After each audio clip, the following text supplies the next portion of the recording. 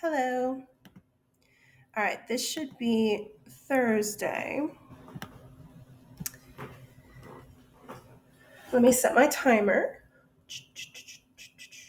Done. All right. I know you're looking at this and you're like, whoa, China, what? What I do is I lay down the foundations like we did India, and then we'll do China, and then we're going to go back and forth and back and forth and back and forth. Okay.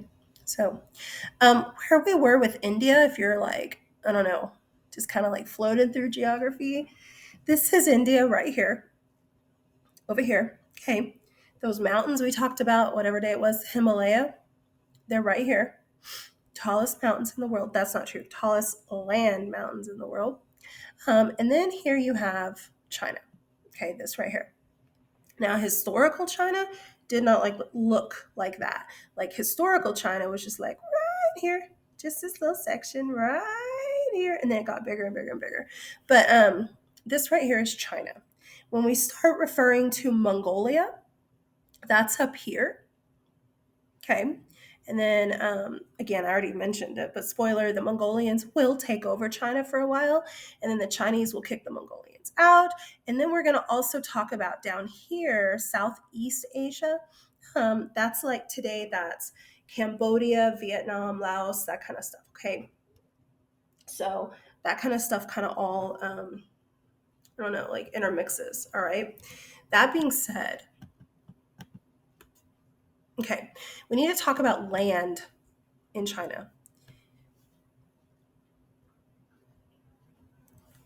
China's huge today, okay? But most of the people all kind of live in one place. I'm going to stay on this. Let me go back. I'm going to stay on this as I talk about this. And then your teacher or whatever can just pause the video on the next um, slide. That'll be easier than going back and forth.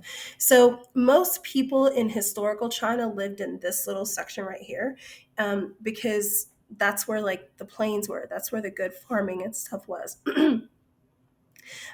You see up here, there's like a whole lot of mountains here. Okay, let's zoom in. Okay, so you see here we have a whole lot of mountains and stuff. This is that plain where there's the best farming. All right. And again, where most people live. And then as we go this direction, we run into some things that are kind of a bit of an issue for people to live in. Right here, you have the second largest desert in the whole world, the Gobi Desert. Okay, it's huge. So there weren't a ton of people that lived there. There were some. I'm going to actually show you an oasis town where people lived, but there were a ton. So this Gobi Desert is over here. We also have more mountains, and getting over this direction, we have another really big desert. And I like to say this, Taklamakan, the Taklamakan. I'm sure there's a better way to say it, but I just think it's fun. The Taklamakan Desert. It's another desert over here in the western part of China. So in the north, you have a desert. In the west, you have a desert. And then as you come this direction, you run into mountains and mountains and mountains and mountains and mountains and mountains. And I don't mean like these mountains, okay? These mountains are like, you can still farm on those mountains and stuff. I mean, they're tall, but they're still like farmable. These mountains are getting us into the Himalaya mountains. And the Himalaya, again, the tallest land mountains in the world, they're like covered in snow year round. Not all of them, but a majority of them. So a lot of these in this area of China, it's what you hear referred to as Tibet a lot today. They're tall. They're tall and they're pointy and they're jagged and they're snow covered and they're rocky, and there's animals, but not that many really high up animals. So once you get to a certain elevation, there's no animals, there's no trees, there's like just no nothing. So that's what's going on over here. Then as you come down this way, the land down here turns into Oh, my brain just died. Tropical, like tropical rainforest. Okay, y'all seen Forrest Gump where he's going to Vietnam? That's right here. So this right here is tropical rainforest. So China has like the whole gambit of different kinds of land. They have fertile land over here. They have fertile mountainous land here. They have desert, like hardcore desert here. They have desert here. They have scary, awesome, gorgeous. I think they're beautiful, but they're like scary mountains here. And then down here, they have the tropical rainforest. So again, China land wise is just all over the map. Okay. On here. Oh, I guess I can leave it. I'll just cover up this part. Right here, you see desert in the west. Okay, a lot of mountains, rivers, fertile land. All right, we need to talk about this. The two main rivers, I mean, there's many rivers in China, but the two main rivers in China are the Huanghe and the Yangtze. Those two rivers flood on like a cyclical basis. Okay. It's like the Nile River does that. A lot of rivers flood on a cycle. And the people get used to that flooding cycle and they learn how to use it, right? The same is true here, except there are times when these two rivers flood and they're really close to each other. So I know you're writing, but I'm going to go back and show you on this map. I mean, I guess they don't look that close, but you have up here, you probably called this one the Yellow River last year. And then you have the Yangtze down here. So, I mean, really, they're kind of close to each other. And so this plain right here gets like major flooded, which is good and bad. Whoa, that's huge. View. Let's unzoom it. Okay. It's bad because a lot of the crops that they would be like right in the middle of growing, if they're not prepared for that flood, if it's a cyclical flood, that means it happens on the cycles that they're used to, cool, they're fine. But if it's a sudden, oh shoot, I didn't know it was going to flood today kind of thing, all your crops are dead. It would flood so much that it would cause the crops to get oversaturated, and it would cause them to basically like mildew and get and die. So that's kind of an issue. Yeah? Until.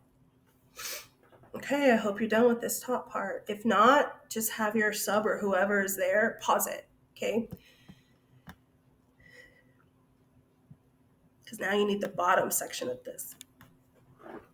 In Southeast China, which is like where Vietnam is, Laos, Cambodia, it's south. It's where that tropical rainforest is.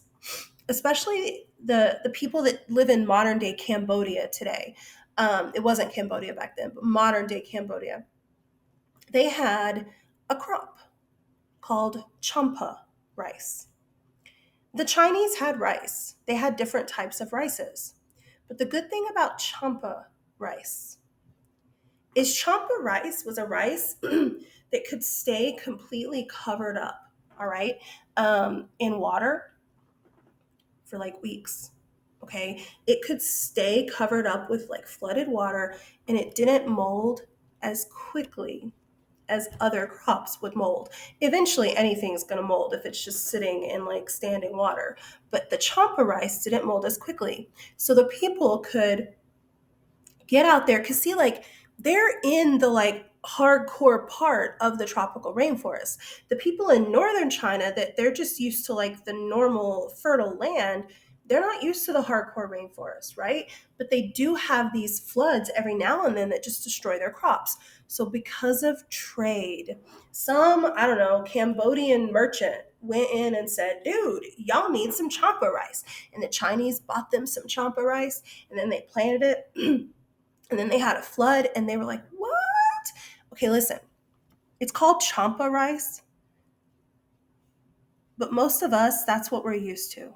Okay, it's not like, I mean, it is a different kind of rice than what the Chinese had to begin with, but for the most part, champa rice is just what we eat.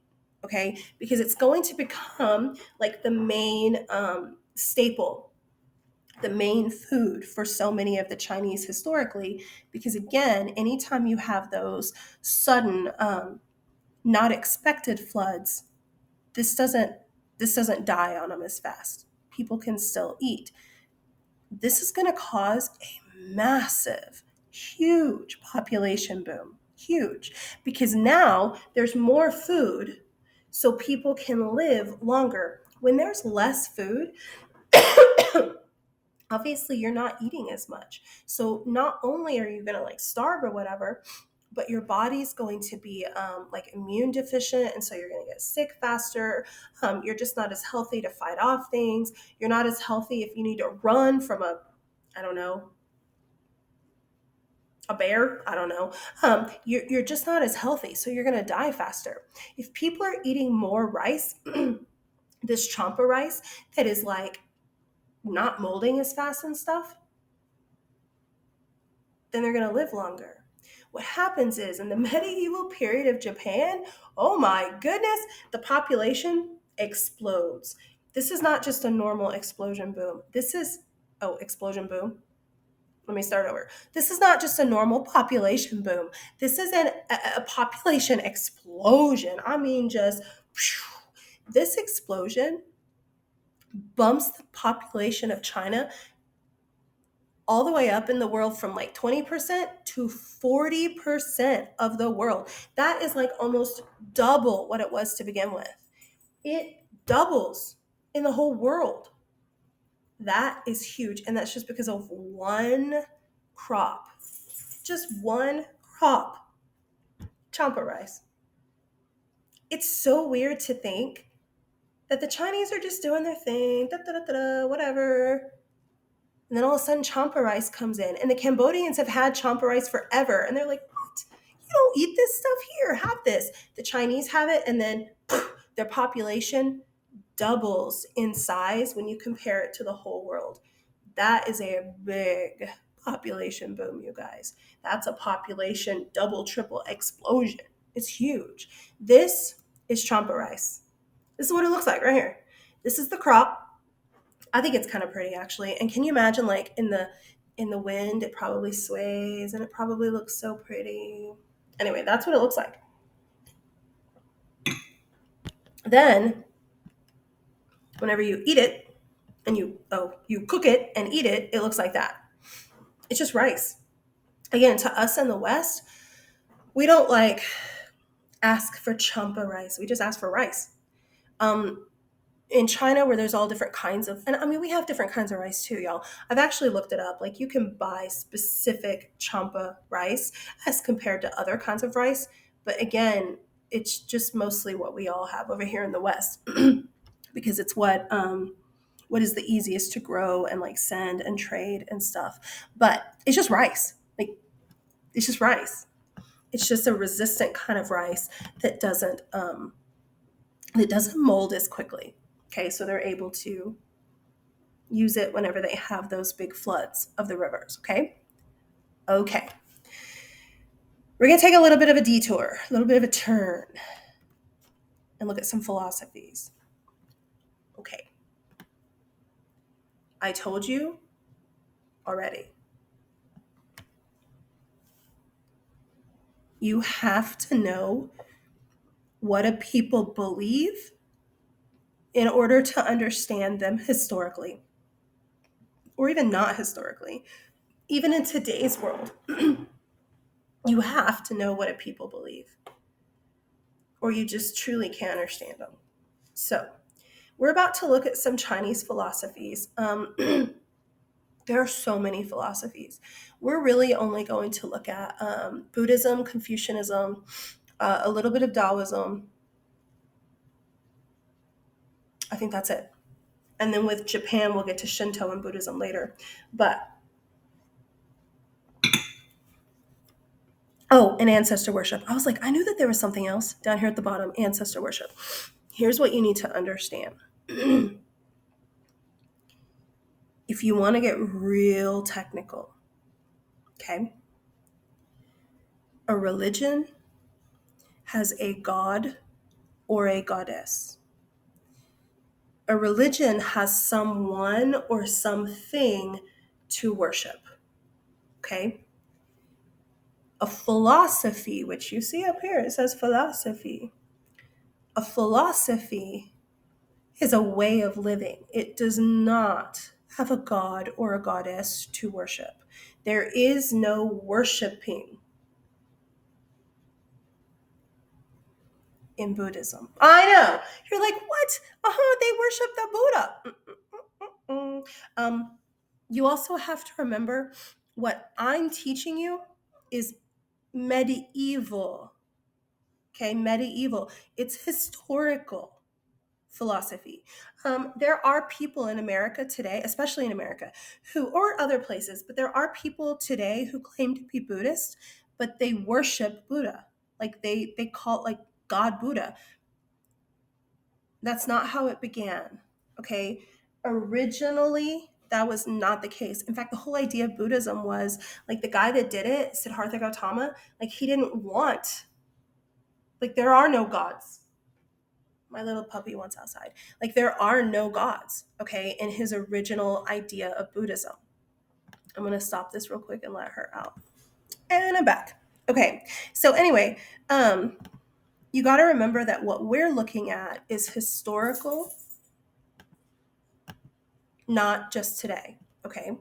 So, that being said, I'll put my head down here. All right. A religion has a god or goddess to worship. A philosophy does not. A philosophy is just, this is the right way to live, to have a calm life. And that's the thing. In a lot of the Eastern philosophies or religions or whatever you want to call them, the idea is to end confusion. Okay. Oh, I just looked at this. When I'm in class, I can tell you this real fast. That means China. You're going to get used to all of my little abbreviations and stuff, but that means Chinese beliefs. Okay. But anyway, the idea is to get rid of confusion in the world. When we refer to the word confusion dealing with China, it doesn't mean confusion like, hold up, miss, I don't understand. It doesn't mean like that. It means confusion like, this world is confused and in chaos and it's a mess and people are bad to each other and bad things happen. It's that kind of thing. The idea of chaos in the world and confusion in the world in Chinese philosophies are used like simultaneously. Okay, they use those words interchangeably. So again, confusion doesn't just mean, I don't understand why 2 plus 2 equals 4 and not 5. That's not what it means. It means confusion, like bad things happening in the world. Okay, chaos in the world. All right, that's kind of the idea. And the idea of most of these philosophies, whether it's, again, Buddhism, Confucianism, Taoism, even if you go into Taoism, some of the other ones, the idea is that you're trying to figure out a way to make life less confusing, less chaotic, less bad, so to speak. How can we make life calmer? Is the idea of most Chinese philosophies. And again, historically speaking, there weren't gods and goddesses to worship. Of course, you're always going to have little sects, like little groups of people who worship gods and goddesses, but overall, that was not the case at all. Okay, I'm going to move my big old head up so that you can get some of the stuff on the bottom here. So anyway, you want to calm life. That's the idea of ending your confusion. That's the idea of following some of these philosophies. Calm your life. Make it more, what's the word? Not so crazy and confusing. Okay. I just glanced. Personal peace. I should have read that, but personal peace. All right. The very first one that we're going to talk about is confusing to people. Let me move this. Because it's called ancestor worship. But you're not really worshiping.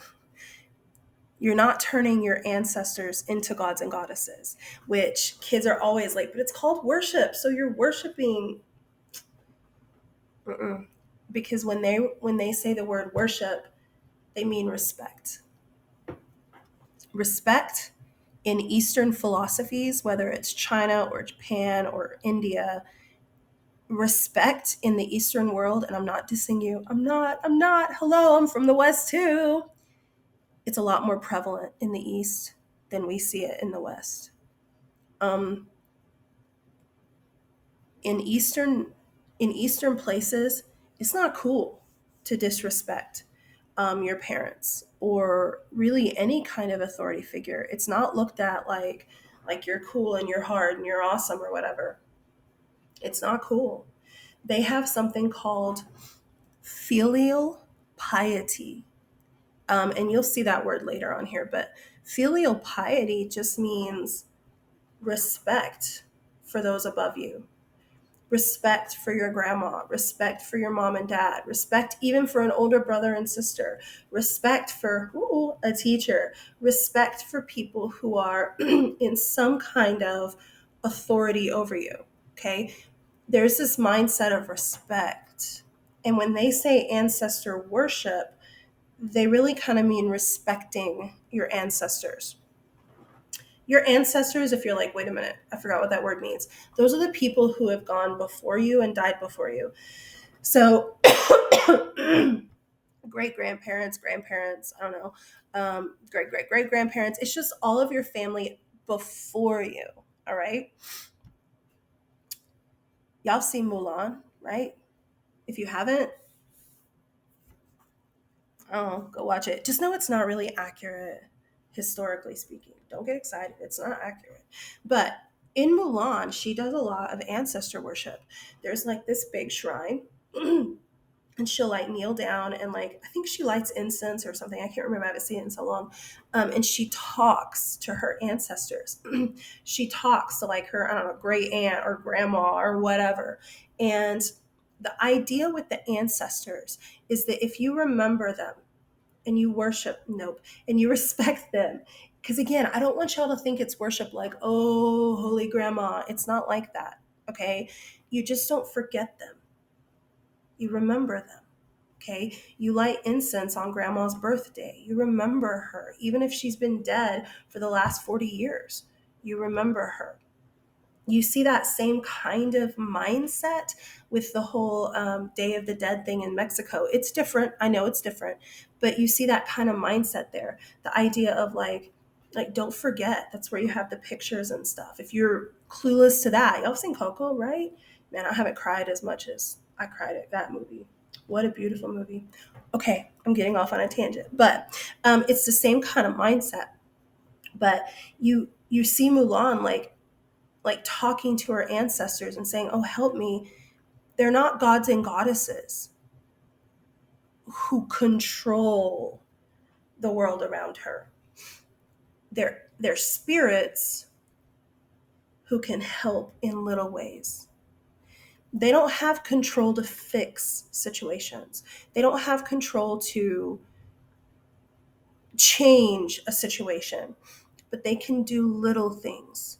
Um, the idea is like if you're remembering your family, if you're I don't know, lighting incense for grandma's birthday or whatever, and you're talking to grandma or whatever, then maybe she'll help you out on that, I don't know, history test.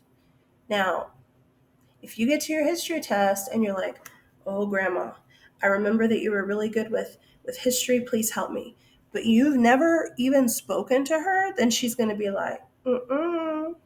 And so it's kind of the idea of like they'll give you good luck or they'll give you some bad luck based on how you have respected or remembered or worshiped them. Okay. But I don't want you to think they're actually like worshiping, like, oh, holy grandmother. It is not like that at all. Your ancestors are not gods and goddesses to be worshiped, not even close. Okay. They're spirits who are around you at all times. And if you remember them and you have like I know it sounds weird to have a relationship with them because they're dead, but if you have a relationship with them and you remember them, they'll bring you good luck. If not, then they'll bring you bad luck. Okay? So that's the first philosophy. It's just this mega outpouring of respect and honor to those who have gone before you, to your ancestors. Okay? My phone's ringing. Dang it. Hold on. I'm going to go. That's the end of this video.